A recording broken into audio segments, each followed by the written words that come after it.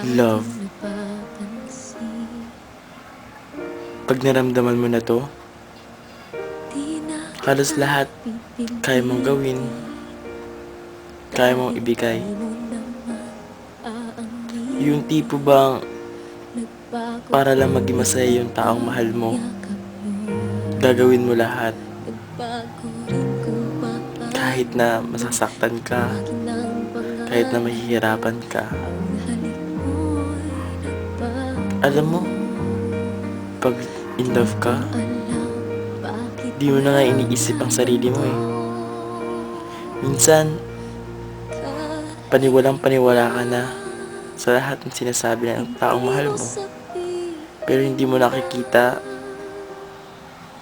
may iba palang intensyon yun.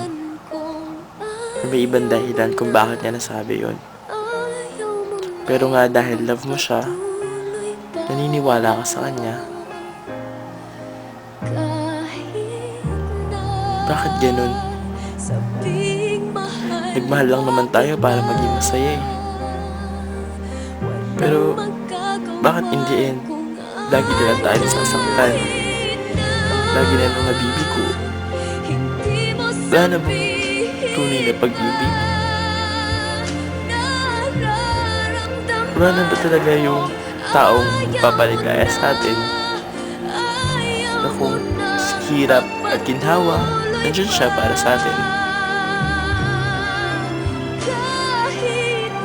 Sana yung mga taong ganun pa rin sa ngayon na